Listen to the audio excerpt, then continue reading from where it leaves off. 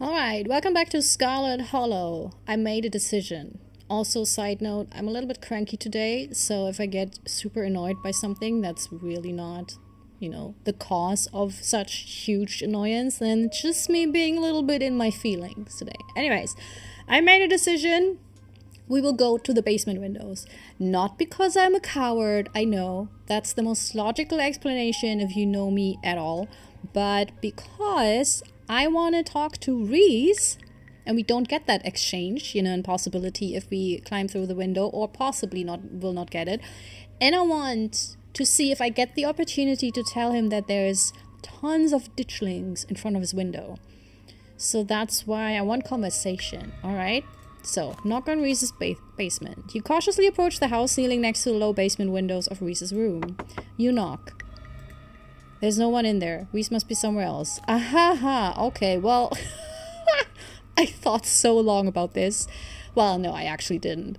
You're pretty sure you can make the jump to the second floor, at least with a running start. You make your way up the hill and bend your knees in anticipation, and then you jump. Thank God it's not a quick time event, right? You land and try the door. It's unlocked. The upstairs of the clinic feels like a decommissioned museum. Old furniture is covered in plain white sheets, and a thick layer of dust coats the floor. This place hasn't seen any use in years. That is so weird. I think if I had a house, I would use... it would still look messy, but I would use every little kind of space and room. Let's take a look. Anything interesting here? No, not really. I guess that's the house in its heyday. You're in the clinic, free to explore as you please. Or rather, you're free to explore as you please. You can feel that odd sensation again, the nagging pull of whatever it was that wanted you to find it. You've been caught by its gravity, an overwhelming curiosity guiding you around a corner and towards a dark doorway under the stairs. It's been left ajar, as if inviting you to enter. Turn on the lights. Wow! The lights click on, you're in the morgue. Hula, what are you doing in the morgue? Vampire! Oh, I love the many different ways you can play this game. So we have the asshole run, which I think is funny.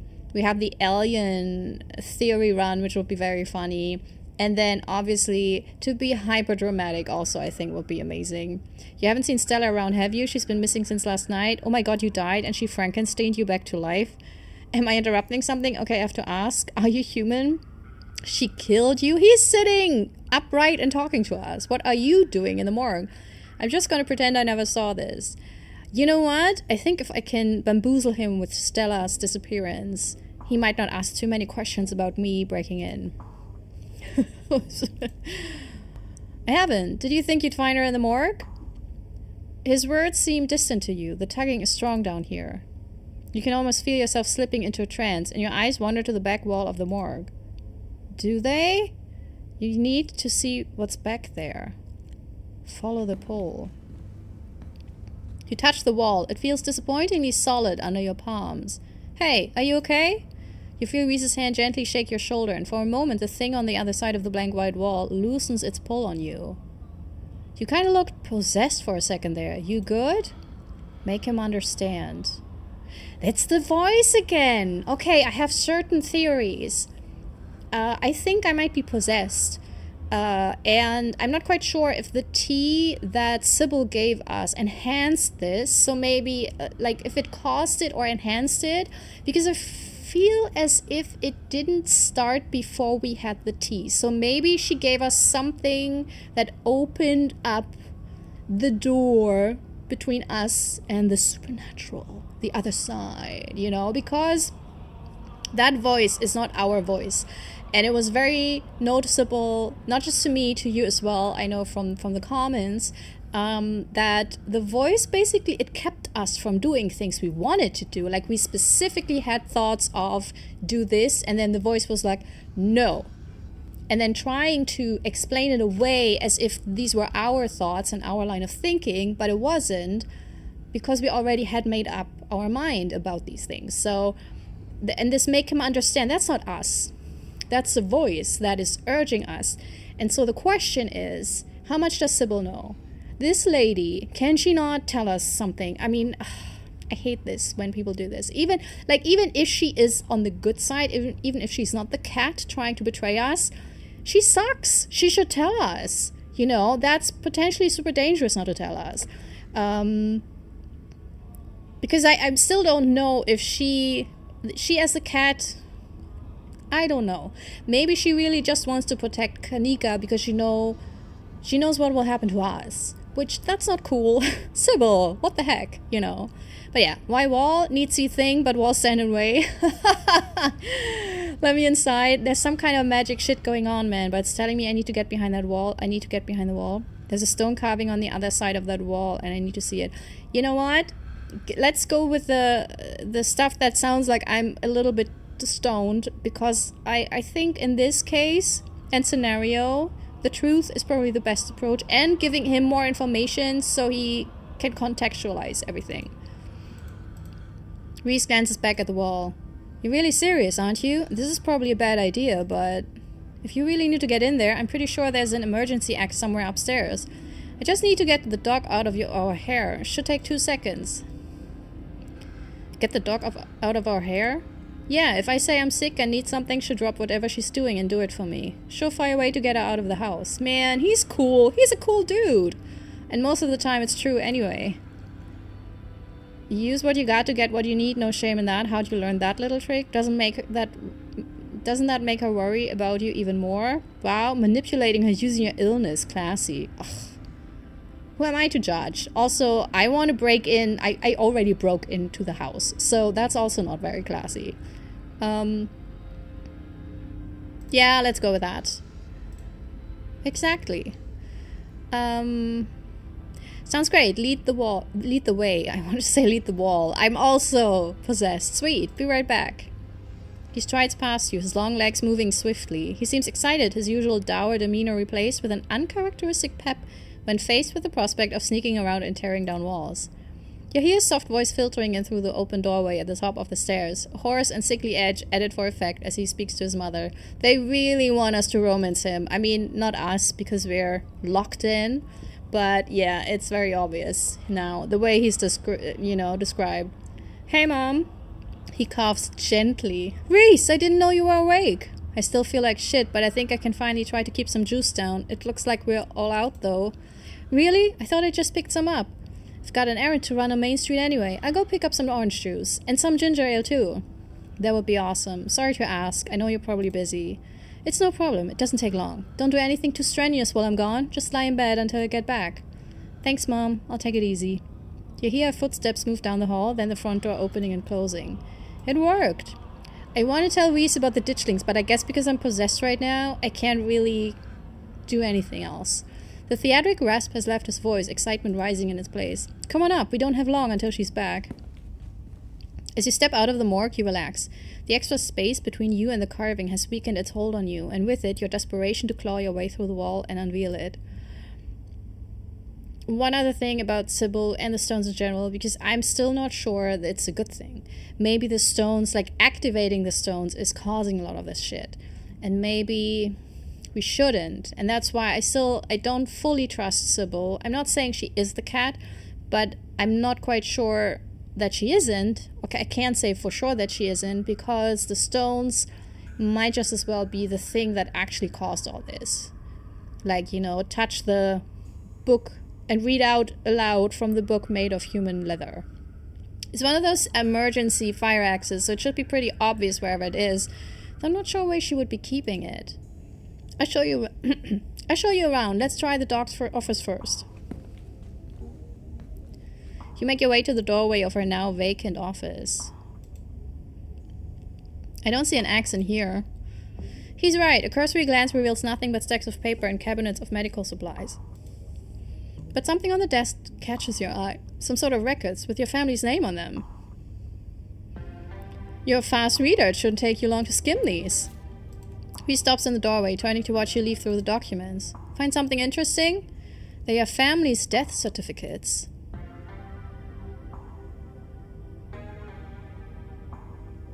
Can I explore all of them, or is this limited? That is in cause of death, sleep apnea, discovered by your daughter, Tabitha Chrysanthemum Scarlet. No autopsy performed. Oh my god. Wait, no autopsy performed? But sleep apnea is such a weird death. Wouldn't you see if there was an underlying cause? Tabitha's middle name is Chrysanthemum? Chrysanthemum. Wonder who cursed her with that mouthful. Who said you could read any of these? Nah, I don't give a shit. I'm definitely going to make fun of her for that later. I feel like that was forbidden knowledge. Oh, I think it's pretty. I actually do think it's pretty. I mean, as a name, unusual, but I've heard worse. Edward Dean Scarlett, born 9th of April 1913, died February 12, 2003. Aged 89. Cause of death, heart failure. Signed by her granddaughter, Pearl Ann Scarlett. So the daughters find... No, but the women of the family are witness to the death of their female, older family members. And it seems to be always a typical, very quiet death that doesn't demand any autopsy. Pretty normal. Almost made it to 90. Died of a normal old person illness. Enoch's death certificate. Enoch Scarlett, born September 9th, 1887. Died August 20th, 1957. Age 69. Cause of death, fall from cliff. Alright. This one has a coroner's report attached. Organ sustained impact injuries, lacerations to the neck and body consistent with fall from great height. Whoa. An actual autopsy report looks ancient. Other death certificates. You quickly flip through a few of the other Scarletts whose names aren't quite as familiar. Theodore Scarlett, born May 24, 1890, died 1918. Oh, age 28. Cause of death, crushed in mine collapse, body not recovered, signed by his brother Enoch Scarlett. So the men die very violent deaths, and the women very, well, not nice, but yeah, more peaceful deaths. That's right, you had a great uncle who died in a collapse. Joseph Scarlett, born April 1914, died June 7th, 1944. Louis Scarlett, born blah blah blah. Both killed at Normandy in the line of duty. These must have been Edward Dean's brothers. Certificate of fetal death, infant boy. Oh. Andrew Charles Scarlett, stillbirth. Mother Edward Dean Scarlett. Cause of death, complications during birth. No doctor present. Home burial. That settles the question of whether you're related to Charlie. Oh, that was his... Oh. But then also the question whether it was really a natural death. Alexandra Scarlett, aged 9, missing, presumed dead, signed by mother Edwardine Scarlett. Alexandra, the owner of the doll, so she went missing. And it was the same day Enoch died in a hiking accident. Maybe he was looking for her.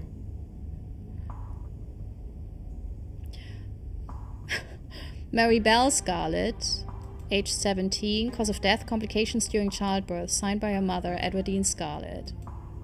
Wow, that's a lot of kids to outlive. Yeah. I mean, maybe...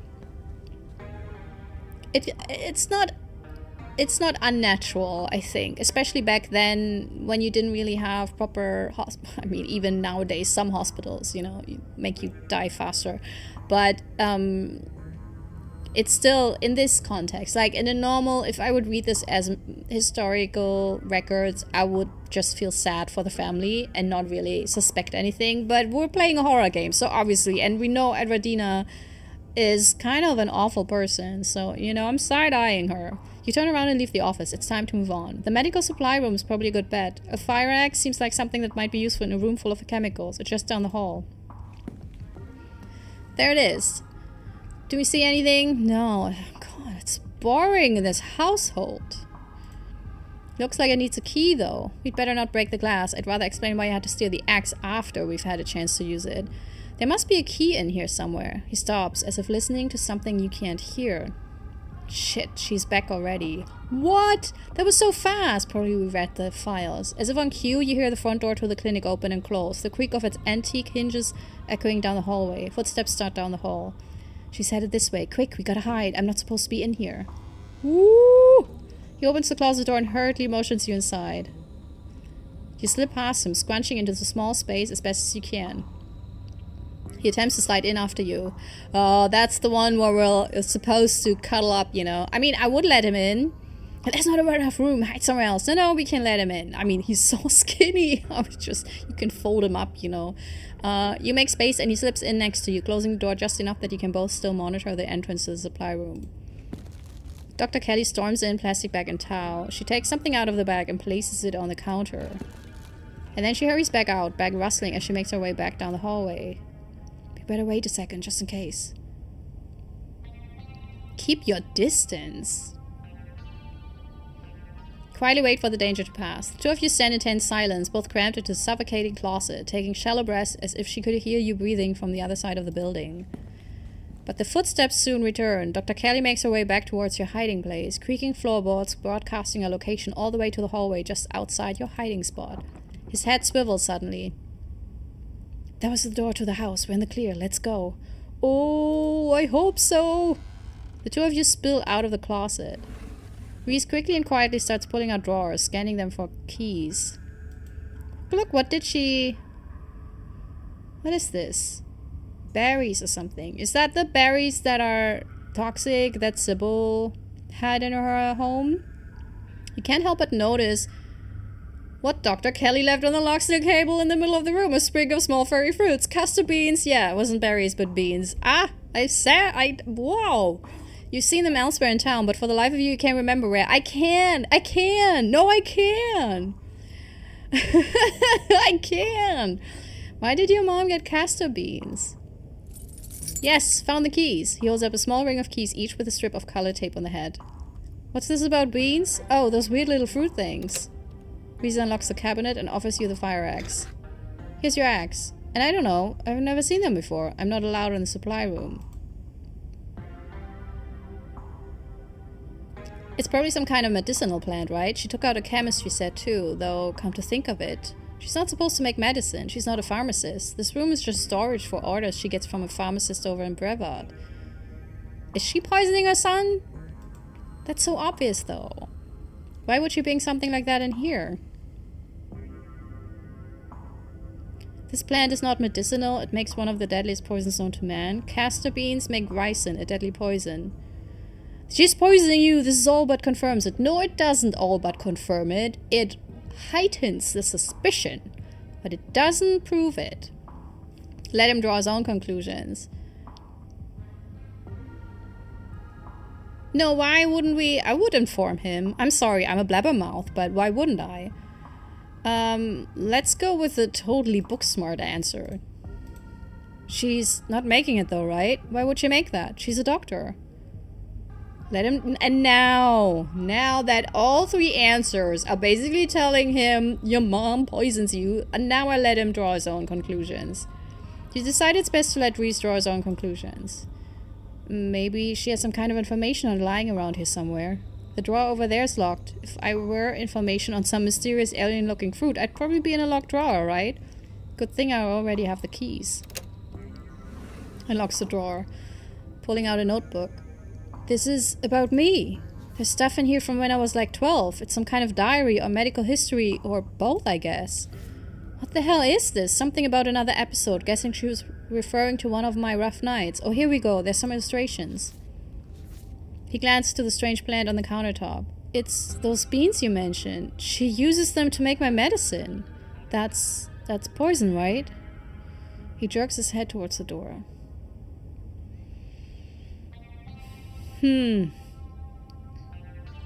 Look, I have Baldur's Gate 3 logic in my head right now where undead, you know, like certain things can help undead when they're hurt.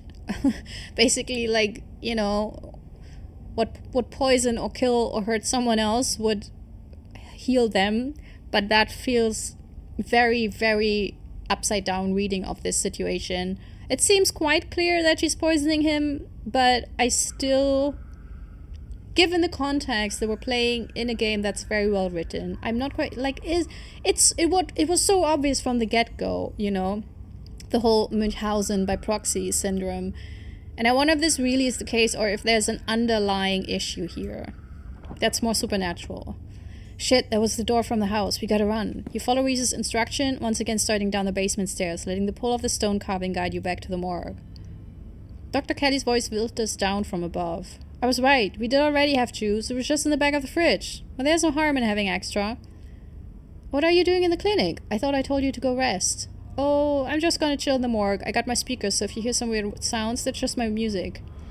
I'll be sure to put in earplugs to drown out all that industrial clanging you listen to. Oh, how convenient! So what is his favorite album? Emergency Eggs Through the Wall? You know, I'm not the biggest fan of you spending time down there. It can't be good for your mental health to hang out in a refrigerator for corpses. Do you at least have a blanket this time? Yeah, I'll be fine. It's just a change of scenery. My room feels too claustrophobic right now. Okay, I'll let you know when it's time for dinner. I can't believe that we cannot tell Reese that there's so many ditchlings in front of his window. You don't have to do that. I'll grab something for my room later. Sure, whatever you're able to do. You hear the door close and the sound of Reese descending the stairs to join you in the fluorescent-lit room below. Hey. Wall now. Yes? Wall. Let's do this. May I make the first blow? You listen to music that sounds like a wall being broken down? I should warn you, something spooky might happen when we break down that wall. Reese smiles. Good. Feel like I've been missing out lately. Stop asking questions. It's time to see what's on the other side of that wall. Let's do this.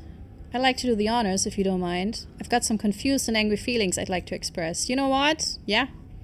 And he's so thin. My God. That poor guy. Because as far as we know, it's because he can't eat a lot of stuff. He can't keep it down. Reese takes the axe from you and approaches the wall. I'm not body shaming here, you know. Like, if it's because he's healthy and happy, that's totally fine. But it looks really like it's, yeah, due to the illness. Reese, and even then it's fine, you know. I'm not saying it's a bad thing. It's just that it's very accentuated how thin he is. Especially given that a lot of the other characters, you know, have some meat on their bones. So, again, nothing positive or negative towards that. I just noticed it. Reese manages to cut through the wall with very little effort, unexpected from someone with his frame and condition. But you know his stringy muscles are backed by a mounting fury at what's been done to him. That goes a long way. This is so funny. I just excused myself and now the text is saying the same. Oh my God. He staggers back from the massive hole in the wall and admires his work.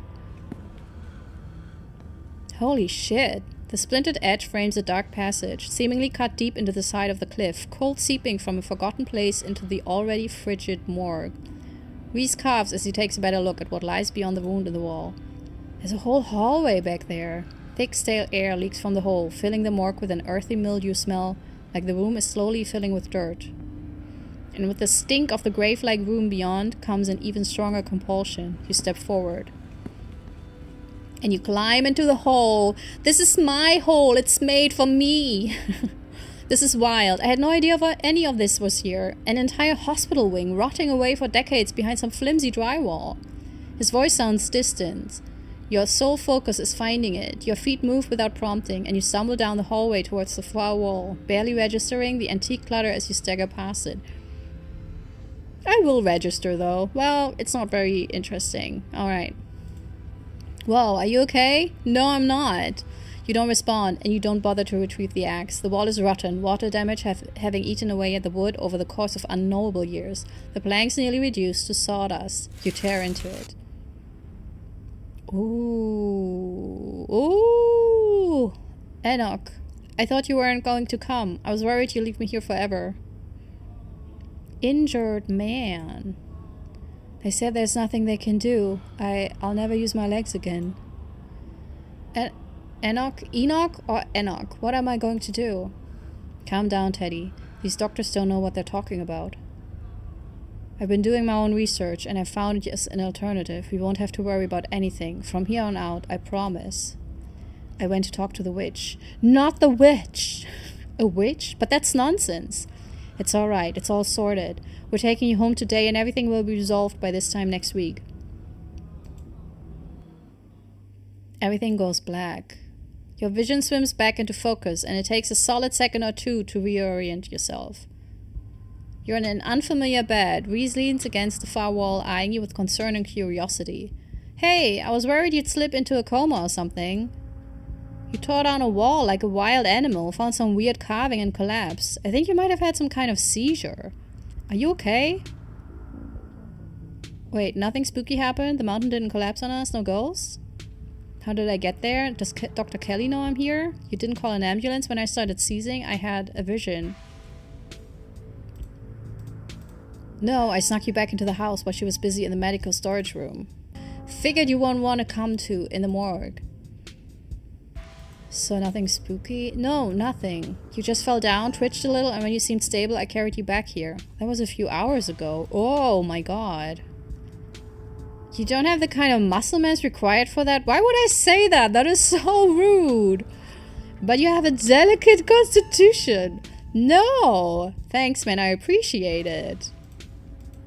No problem. It wasn't hard.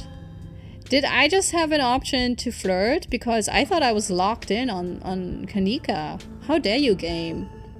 Lead me on a different path. You didn't call an... no. I had a vision. Like a hallucination? I have those sometimes too. Used to have them a lot as a teen. Always just weird little things, like my hands would look wrong, or my neck would seem too long, or the room would feel smaller. I think the carvings are trying to warn me about something. My family has dark secrets. I think these are visions of things that actually happened. Whatever these visions are, they are making me very suspicious of my family. These carvings are clearly drilled into some big gas pocket that keeps giving me seizures. Let's go with... the past thing. Whoa, I wonder if you'd seen anything else if you went back in there. Or if there are more around town. Maybe if you collect them all, you'll finally unravel whatever the big mystery is. Seems fun. So, what now? We might be stuck down here for a little bit. The dog is on the warpath up there. I refuse to take my medicine and she's not happy about it. I'm sure you can't understand why. There was no way I was going to take anything she gave me. She's been poisoning me for years. I've been thinking about what you said at dinner last night, and I don't see any other possibility. It's only been a day since I've stopped taking my pills, and I feel great. I went ahead and blocked my door, so she can't get down here. Now we just have to wait her out. What if he's something like a werewolf or something? So basically a very powerful creature. So he needs the poison. So he's, first of all, he's so powerful that the poison will not kill him. But he needs the poison to basically deactivate the final stage of transformation, like in a werewolf cases. So she's doing this to keep him human and also in control of himself. That's my working theory right now. Let's find out what happens, you know. Now we just have to wait her out. Oh yeah, I went ahead and blocked my door so she can't get down here. You blocked your door? Of course I did. Put a chair in front of it. It's never failed me before. You don't need her coming down here to finish me off or whatever it is she might do now that I know what her treatment plan has been all these years. Wait, does he have a Chucky doll? That's a Chucky doll. What is this? I don't like it. Does anyone recognize what this might be? Looks like a little alien. Maybe from Men in Black? I don't know. Is this Mulholland Drive? Probably. Could be. And this is... oh, is this the one from... is it the Abyss? The James Cameron? Was it James Cameron? Yeah, he's the dude very, very intent on underwater. Okay. Hell yeah, sleepover. But I need to leave. Makes sense. But now, we're just locked downstairs. So what was your plan with that exactly?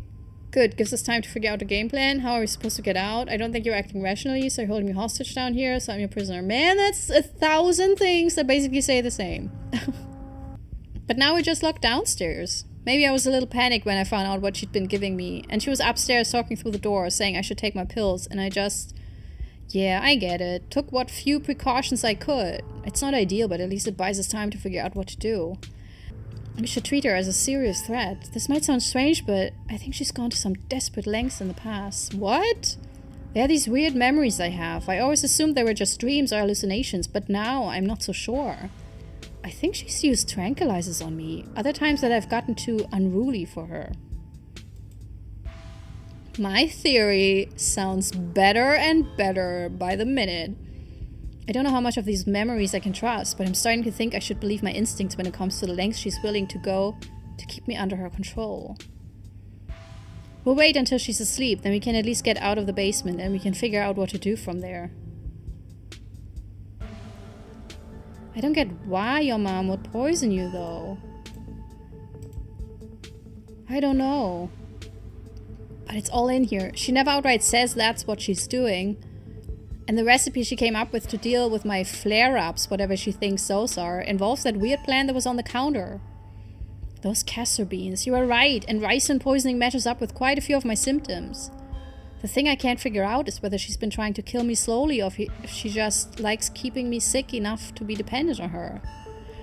The thing is, if it is my theory, it's still shitty of her because he's old enough. She should have told him as soon as he was old enough to comprehend the more bigger, darker things about life, because not telling him is just as shitty, you know, as poisoning him. Either way, I don't think I've ever had an illness. I think the illness was me growing up and becoming less easy to control. She sure found a cure for that. Ricin is really bad. How are you not dead? I don't know. Maybe it's low enough doses, or maybe I developed a tolerance. But I think the fact that I feel more and more alive by the minute is enough proof that she was keeping me sick. I don't even need solid evidence. With your evidence, you should be able to go to the cops. Maybe not the local cops, but a cops. No matter what, we should get out of this basement soon. Where would we go? The only person I know who has a car is Kanika, and she's not answering her phone. Why is she not answering her phone? We know she's just in bed, in her room. I don't know anyone else. I don't have any other family to go to. I never even finished high school. When I get out of this house, I don't know how I can make sure I don't wind up right back down here. You can stay with me if you want. What, where I live? No, let's one step at a time. I don't know him. Let's first get out of the basement and then talk to Kanika and Stella. Because that's a social net. Why would I immediately offer this? Also, I don't like strangers in my flat. Like, if it's really, really needed, yeah, sure. But, you know, hold your horses. So one step at a time. Let's just start by waiting out your mom and getting out of here. Shouldn't call her my mom. As far as I'm concerned, she's forfeited that title. I don't even think I should call her doctor. She's just some woman now. Can't wait for it to be in the rear view mirror of the rest of my life. We'll see if we can wait her out. If she does fall asleep by 10, we can figure something else out. These windows are supposedly shatterproof, which she always said was for burglars. I assume it was yet another way to keep me boxed in. Yeah, when you're unleashed, Reese. But we can try to break them anyway. A distraction seems like a good idea. As you can probably tell, I'm getting a little jittery. Because now I'm trapped with him. And he has not taken the suppressing medicine, if my theory is right. Which I very much think so. Maybe it's the lack of poison in my system for the first time in years. Or the fact that my whole perception of reality has been turned on its head. Probably a combo. It would obviously take more than a few days for ricin poisoning to be out of the system. Yeah, that's what I was thinking too, and that's why I think my theory is going stronger and stronger. If you have been poisoned and you don't take your medicine once, that's not how bodies work. It doesn't feel awful, to be honest. I believe you owe me a showing of Shi no Chi, Death Blood. Do whatever it is you do to kill time, preferably something that'll help me ignore my mounting anxiety. Yeah, let's watch a movie. I believe I do. Reese gets the movie set up and joins you on the bed. That is totally Noroi, the curse. Did I say it somewhere? I looked all the movies up and pretty much because I think I mentioned the movie like, oh, I have to look it up. It's fake. But I think this image confirms that it is very likely a reference to Noroi the Curse, which is an amazing found footage movie. Even if you don't like found footage, it is worth it. It's fantastic. Let me know if it gets to be too much for you. What? No, absolutely not. I'm not a great judge of how other people will react to the sort of things I watch, but I definitely don't want you to feel uncomfortable. As long as we're not watching stuff like Terrifier, I'm totally fine. This is a slow burn of a movie, but the dread it's managing to build is palpable in the room. Or maybe that's just how it feels down here all the time, what with the grisly paintings, lack of lighting, cinder blocks walls, and of course the fact that the woman currently lurking upstairs had been poisoning her son since his teens. I've seen a couple of this director's other films and they're all interesting, though this is probably the best introduction to his work. It is, but it's also the best, pretty much.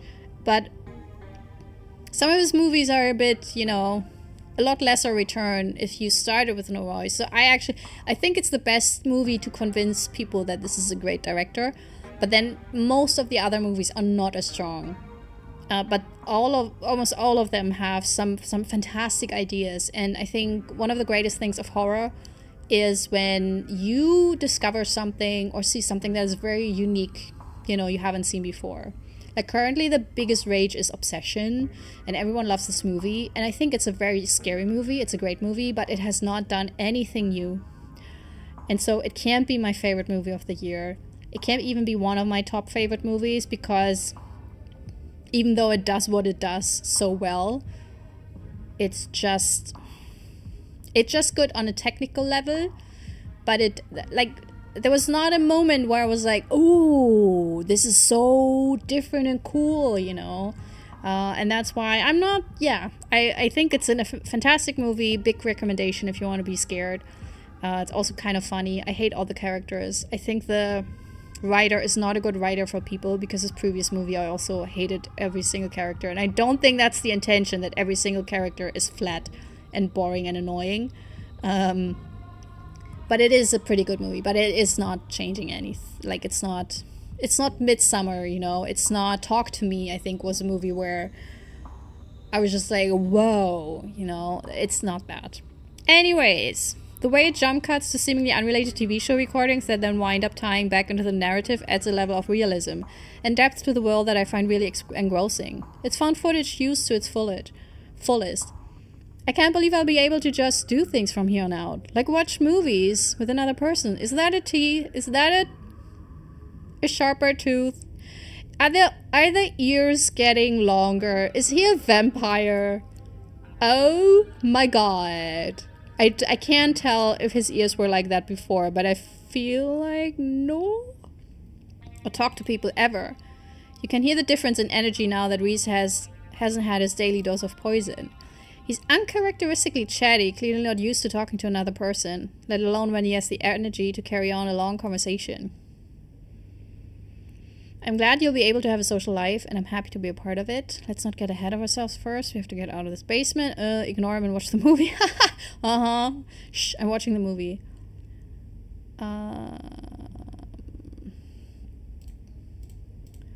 That's true. I shouldn't be counting my chickens. We still have to get past the woman upstairs. He tenses, his back straightening, his muscles clenching as he's reminded of the obstacle.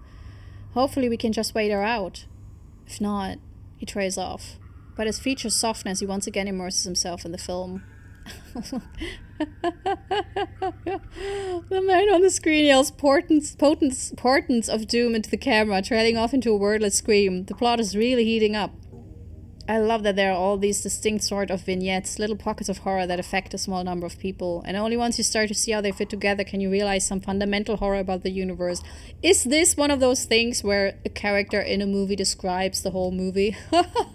Because this feels very much like Reese describing how Scarlet Hollow is set up. And I think I mentioned this, that I like the anthology kind of format where every single chapter has a very unique approach to the story.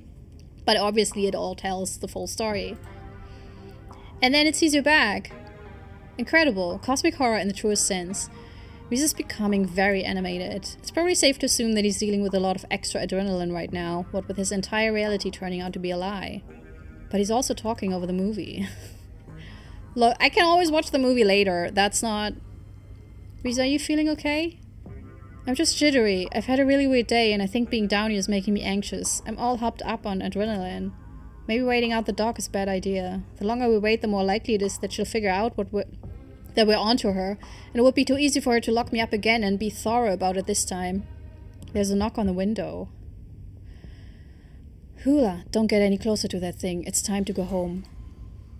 That voice. I know that voice. Is that who's been following you around? Without another word, Wayne starts pounding on the supposedly shatterproof window. Enemies upstairs, enemies outside. We're surrounded. Even if I get out of this house, I won't be safe. You won't be safe.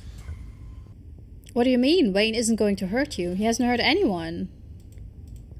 Yes, he will. He's furious with me. Can't you hear it? But I'm not weak anymore. I can fight back. I don't have to cower in fear from the people who want to hurt me. Reese, okay, calm down. Also... Wayne he doesn't want to hurt Reese, he just wants me to get out there. because Reese is about to turn. I can protect both of us, Hula. Look, that's... Okay, that's enough. That's... The window... Oh, look at the... He's such a vampire! Look at the claws! The window shatters. Oh my god!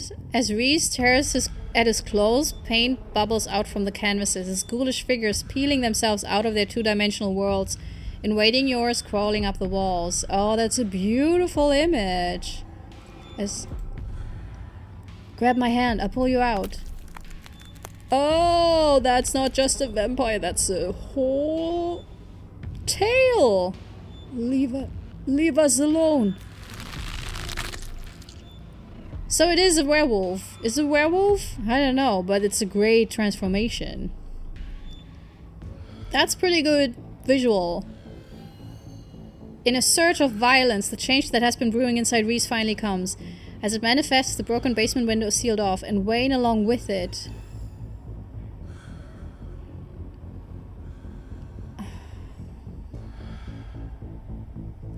It's the big old question when you're dealing with... So I had this phase, I think I talked about this before, where I was really reading a lot about serial killers. I sometimes feel like every single straight woman has a phase where she reads a lot about serial killers.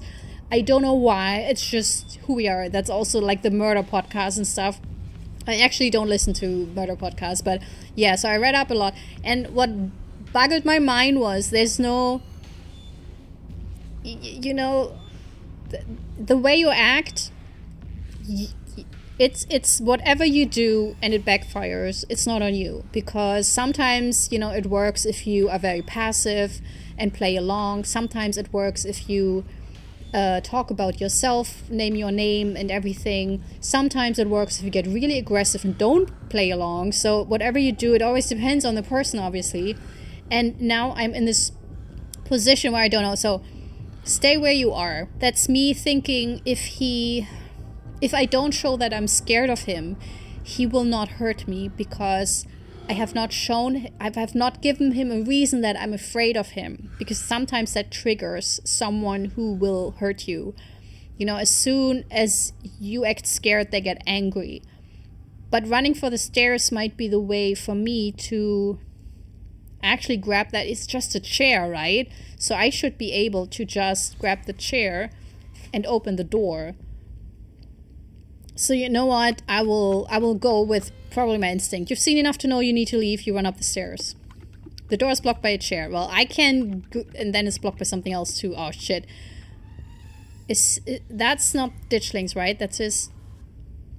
Try and tear through them. You toss the chair out of the way and do your best to tear through the substance covering the door. They reform and you regenerate too quickly for you to claw your way through. Oh shit, and now he's angry. Defeated, you turn back to the basement. The remainder of Reese's paintings await their artist's command.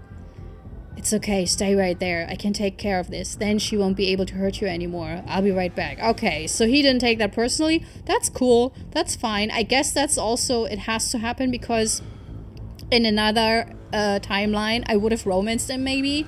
I wouldn't have. Also, look at... Oh my god, these arms are a little bit too long for my taste. You know? He was lanky before, but now he's a long boy. Reese storms up the stairs, leaving you with his creations. Call Tabitha for help. Try and warn Dr. Kelly. Actually... Oh, but then he might be... I kind of want to, because... He might, like, we know she did this so he doesn't transform into this. And now I kind of understand why she didn't tell him. Because maybe he would have tried it out. And this is really worst case scenario. You make your way to the door that beckoned to you yesterday. All intrigue now washed away. You know where it leads. And you know what secrets the stone that lurked in the forgotten basement of the clinic had to share with you.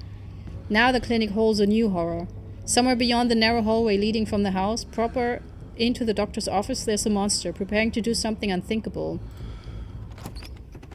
You grasp the handle and turn. Duck! I'm gonna duck. Huh? No, I'm not that kind of protagonist. I'm sorry, I can't... What? Why?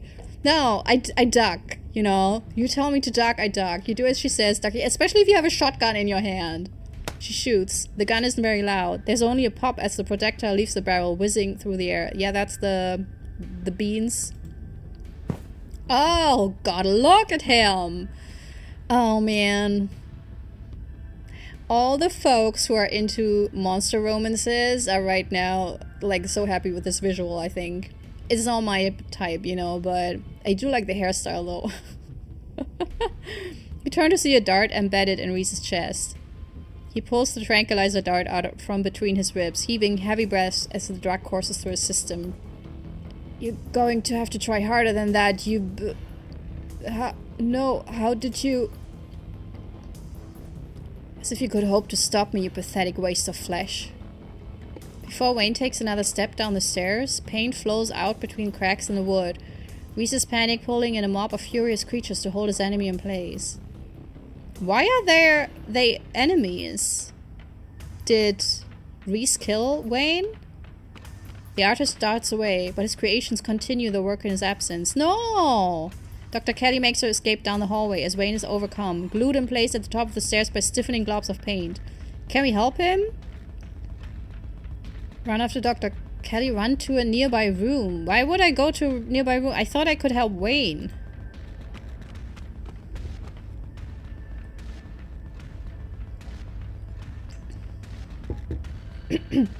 You run forward, braving the onslaught of Reese's creations, dodging them as best as you can as you try to see where Dr. Kelly went. I hope we didn't doom Wayne by not going to the nearby room, but that was so obtuse. So, yeah. The door in front of you is smothered in paint. Hey! Dr. Kelly's voice crackles out of some unseen speaker. You, Hula! I'm stuck in the safe room. I can't help you from here, but you can help the both of us. What the hell is your son, ma'am? I wish I knew. He was fine until he hit puberty. Everyone said raising a teen was gonna be a bitch, but they don't know the half of it. I need you to get to the medical storage room. I'll give you further instructions when you're there. Ah, well, I guess that's what we're doing. You turn back around and head to the medical storage room. Oh, I guess she has speakers everywhere? I'm here. Great, now listen to me. I need you to use the black tape key to get into the cabinet, and bring me the elephant tranquilizers. It's a bottle labeled Carfentanil. Bear tranquilizers clearly aren't gonna cut it anymore. An intercom system, huh, Doc? Good, you should hear this. Oh, is he a horse? He looks like a horse. The worst horse I've ever seen. But no, he's growing wings. Yeah, so he's back to... I first thought it was a werewolf, but I think it's more the vampire. Hula, you don't have to do anything she says. I'm not gonna hurt anybody else, just her. If I don't, you and I both know she's just going to shoot me full of elephant tranquilizers. Did I hear that right? Look at you, Reese. It's good for, like, you can talk about everything. Oh, God. Ooh, that neck. You can talk about it later, you know, and find a way to kind of arrange things, but come on. And shove me back down in the basement or maybe someplace even worse and keep killing me every day for the rest of my miserable existence. I feel amazing right now, better than I've ever felt in my life. You know, Reese, if it was just you looking like, I don't know, BoJack Horseman on a really bad trip, I would be actually semi-fine, but those painting ghouls, they're really an issue. I'm not dangerous, she's just scared because she knows she has to finally pay for what she's taken from me. He has a point, dog. I'm not going to let you kill someone, Reese. Why not? She wasn't afraid I might die. Does she know those tranquilizers aren't going to kill me? Does she care? Trust me, Reese. I've always been careful with your medication. I want you to live. I love you. Tell yourself whatever lies you have to, Mom. If you wanted a good relationship, you had your chance, and you decided to convince me I was dying instead of just letting me exist. I mean, she should have told him, oh, there's Wayne. Good. Don't try to spin it like some kind of crime of passion now that the consequences are staring you in the face. Enough. Reese cries out in pain. Oh, what the hell did you do to my shoulder? Yeah, what did he do? Also, Wayne, you're hurt. I'll handle it. Try to get somewhere safe until then. Jesus. The two stagger off down the hallway. I'm very engrossed right now, so... Quick, grab the tranquilizers and head to the safe room. Yeah. You do as she says. The tranquilizers are easy to find, marked with a small square of black tape to match the key. She's certainly an organized woman. Good for her. You make your way out of the medical storage room and back to the hallway where Dr. Kelly disappeared. As you approach, Dr. Kelly heaves open the door, slowly breaking apart the massive pane, sealing it shut. Hurry, I don't think I can keep it open for long. You slip past her into the safe room. She shuts the door quickly, though one of the little smears manages to slip past her. Ew. She stomps on it. Painted viscera splatters across the cement floor. It sounds like Reese and your friend are still fighting. We probably have a few minutes before he gets here. Let's talk, Reese. Yeah, I bet you have some questions. Go ahead, I have nothing left to hide.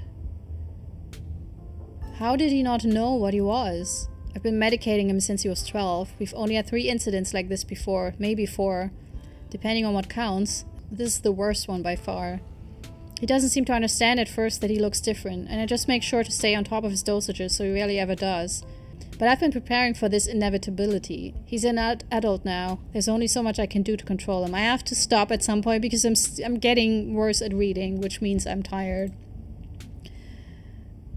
Why did she not tell him? What is he? At first I thought he was some kind of werewolf, but if he is, he doesn't follow any kind of full moon rules or anything. Silver doesn't do shit to him, and you've seen what he looks like. It's just weird. I almost wish I could examine him while he's fully transformed. It'd be fascinating to know what happens to him or how his body does it. That's not a nice way to talk about something that impacts him so badly.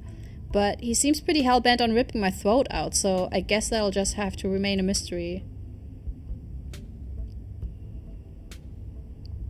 How did you settle on ricin? Dr. Kelly gives you a long, hard look. I don't want to talk about that woman. But screw it, I might die tonight, sure, I'll tell you. It was Sybil, and that's all I have to say about that.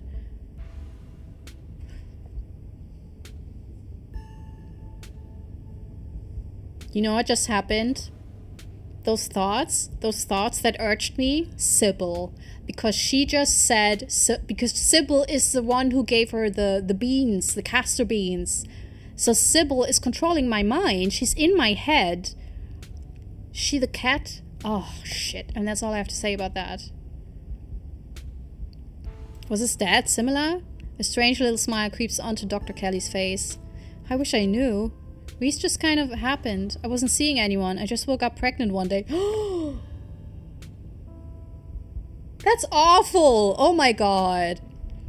I know how impossible that sounds. I'm a doctor, for Christ's sake. I mean, if she wanted a kid, then I guess that's totally fine, and you don't even have to deal with the other stuff, but... Oh my god, okay. I kept having these weird dreams, almost like sleep paralysis episodes. Romantic sleep paralysis episodes. They were actually kind of sweet, but they were just dreams. No, they were not. It really is more like the vampire, because I think...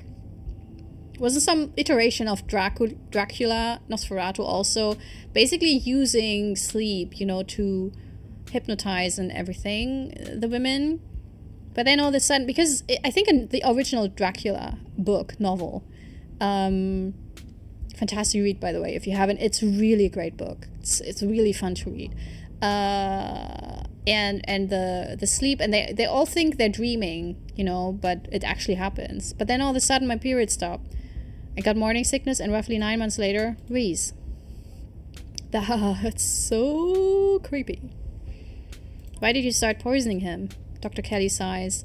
Can we stop calling it poison? Well, it is poison. Yes, it's poison, but the act of me giving him poison was not me poisoning him. I was medicating his illness. I started when he was around 15. I'd been giving him increasingly high doses of Klonopin. But his body kept adapting and his symptoms would come back, especially if we ever fought. I couldn't keep ordering all those drugs. It was already suspicious and I could risk losing my license, but especially if anyone ever found out what I was using them for. Someone approached me with a solution. I took it. Sybil, the witch. And I've been dealing with the emotional and mental consequences of that decision ever since.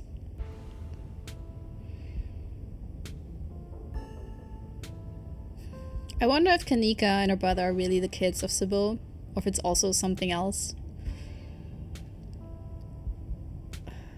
When did you find out? A little after he had puberty. He had all the usual changes, then a few extra. Thickened nails, sharp teeth, elfish ears. I figured he might have some kind of genetic disorder, had him checked out at a few specialists, but there was nothing obviously wrong with him. Then we had an argument and he changed right in front of me. It was nothing like what he is now, just a couple inches and some facial abnormalities, enough to be noticeable. I was scared he could see that and he stopped. I thought it was a one-off, or maybe a hallucination. But the second time it wasn't as subtle. And it didn't go away as easy. That's when I knew for sure that this was something beyond my realm of expertise. And the relationship between you... Well, no shit, that's a stupid thing to say and ask. Yeah, you could say that. He was such a cute kid. When I found out I was pregnant, I was terrified. I didn't know if I'd be ready, but he made me love being a mom. It's not like it was going to be sunshine and roses forever. No matter what, kids grow up and they change, sometimes for the worse. This is part of being a mom, too. Doing what you can to make sure the child you brought into the world isn't going to go around eating people. How do you know he's dangerous? I mean, I think we've seen. He wanted to kill his mom. Well, he wants to murder me, so that's clue number 1. Yeah, stupid question. It's not like he's usually a violent kid. He's mostly just sad. But every now and then we butt heads, and that's usually when this side of him comes out.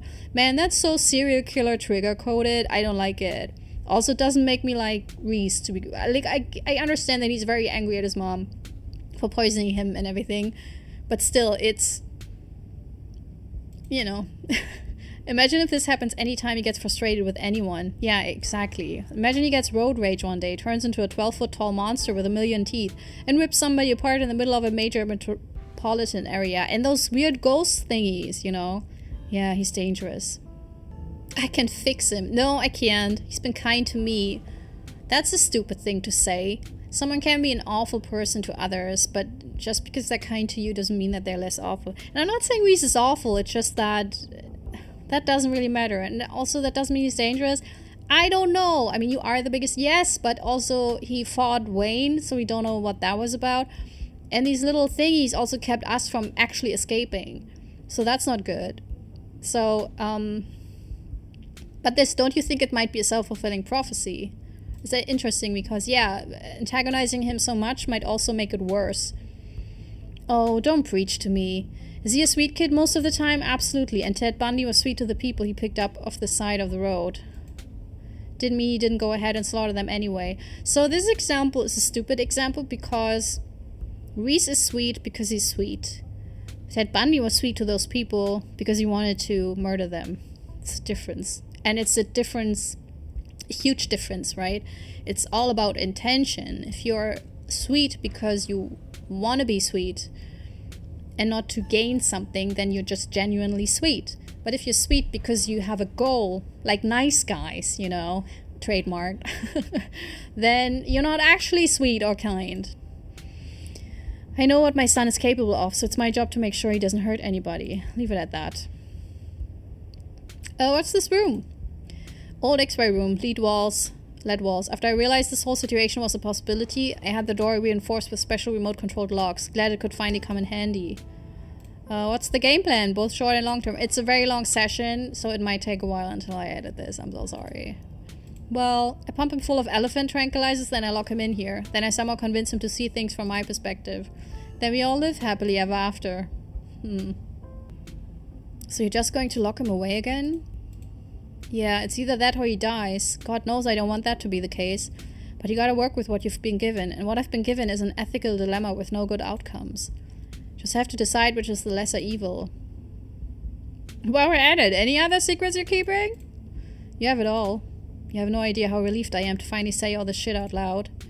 Sit in silence and wait for Reese. You and Dr. Kelly sit in silence and wait for our son to make his way to you. The sound of distant breaking glass cuts through the silence of the clinic outside the safe room. I hope Wayne is fine. Shit, this might be game time. Get those tranks ready. We have to get this door open before he crosses the hallway. Ooh. Dr. Kelly opens the door. The two of you stare out into the hallway.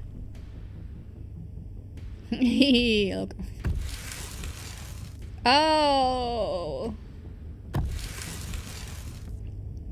So, whoever romanced him, still think he's hot? Probably. You goobers. You silly goobers. Is this what you were so afraid of? I mean, it is kind of scary, Reese, to be fair. Hand over the tranquilizers. This is our shot. Give her tranquilizer darts? Don't give her. No, give her. Give her. Man, I don't want her, you know, I don't want him to kill her. You hand Dr. Kelly the tranquilizer darts. Dr. Kelly quickly loads them into her gun, leveling the barrel at her son. There he is. Okay.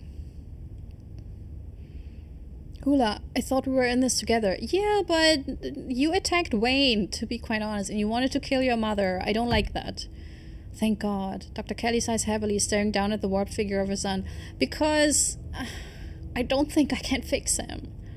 You know, there's probably, in this game, there's probably a solution with the power of love and everything, but the I can fix him gals mostly are really wrong about this, so, you know, I don't want to be wrong about it. I can drag him into the safe room on my own. I'll meet you at the front when I'm done. Leave her to it. You return to the entrance of the clinic. Everything is quiet now, only streaks of paint where Reese's minions had once rolled out of cracks in the wood.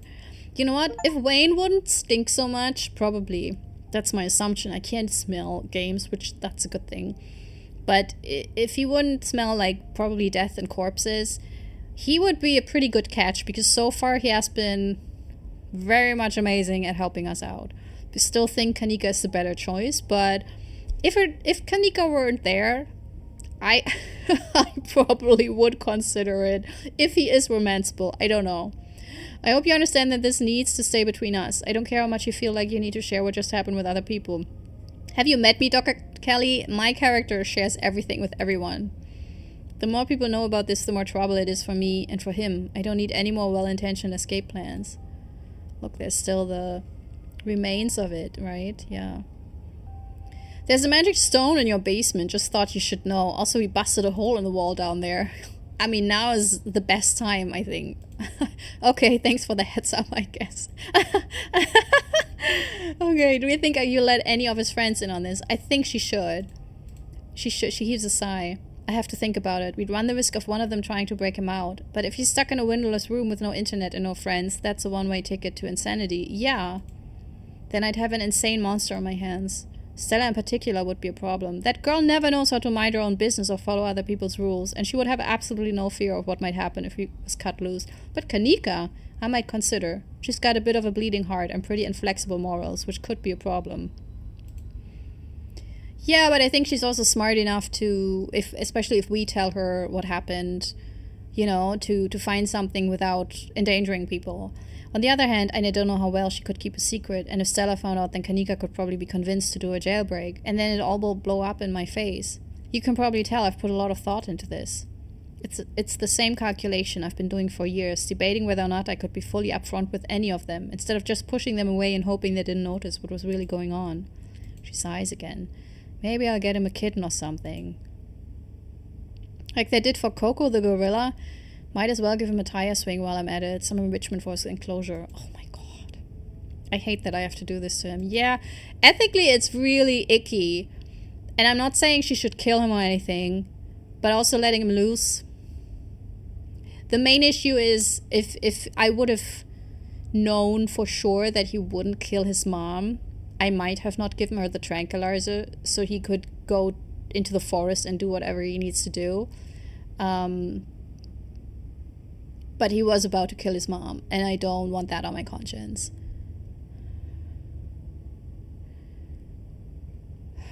Can I come visit him? As long as you don't bring anyone else along, yes, that would probably be good for him. I can't promise he'll want to see you, or that he won't have some harsh words if he does, but I don't want him to be entirely isolated. Someone needs to kill him? No. To think of starting to like the guy. What? Poor Reese. I almost wish he was more like a werewolf. Transforms on a predictable schedule, isn't aware of himself when he does. It would make all of this a lot easier. Yeah, it actually would, you know. Once a month, put him in the, you know, in the LED room, in the X-ray room, and that's that. Instead, I have to stare him in the eye while I turn the key, knowing that every time I do, I'm driving him further and further away from me. As much as I'd love to stand around chatting, I have to get to work. Gotta clean this place as best I can before tomorrow. The one thing I don't understand is, if he was aware, she should have told him about the medicine and everything, and she should have maybe recorded it so he knows how scary and dangerous he becomes, because then he might understand it, and even though then he might have his bratty phases, it will be easier to forgive his mom for what she's doing, because I still think that is really awful that she didn't tell him, because he's old enough, she should have told him years ago. I think by the time he was 14 or 15, so when she started to medicate him, she totally should have told him what was going on and explored this with him and talked with him about this. Because the way she did it, to sneak around and not tell him what he is, made everything worse. Okay, as much as I'd love to stand around chatting, I have to get to work. Gotta clean this place as best I can before tomorrow. And you should probably get home. It's dark. I'm sure your cousin is worried about you. You know, I'm gonna do it. You put your arms out for a hug. No offense, but I'm not a hugger. It's worth a try. See you later, Hula. She firmly escorts you to the door. It closes behind you. It might be over in 10 minutes, the chapter. But I have to stop here. I'm sorry if next episode is like 10 minutes long.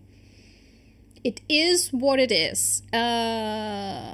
But yeah, I can't, because I don't know how long it will be. And sometimes this game has been, every single chapter seemed to be longer and longer than the previous one. And I'm not quite sure if this is because I'm talking so much or whether the chapters are actually getting longer.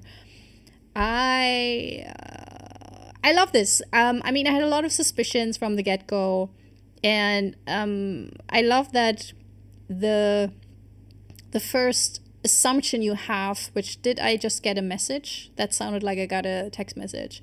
But did this happen in the game, or did I... Anyways, what I liked is that the first assumption about the Münchhausen by proxy, you know, something's off with his mom, it's such a great red herring. I mean, it can't fool me because I watch too many shows. So I knew, and I trust the writers for this game so much. I know they're good, and I know that they were probably rather caught dead than dealing with tropes. And I think the fun thing is when you're such a capable writer as they are, to probably play with tropes, you know, to introduce something where everyone's like, oh, it's this, you know, and then be like, maybe not. And it's I mentioned this before, it's written in a way, like it spells it out at some point, but it leaves you enough space to figure it out yourself shortly before the big reveal, you know. And in this case, it actually worked for me. I kind of had this theory. I think mere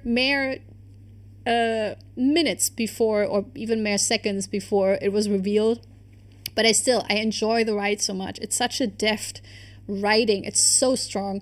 I love the visuals to this, because very often, you know, when you have very strong writing, then sometimes the visuals can be very tame, you know, and very subtle. And I love that they go all out. I mean, the pulsing room with, you know, and the transformation. I love that he really looks freakish.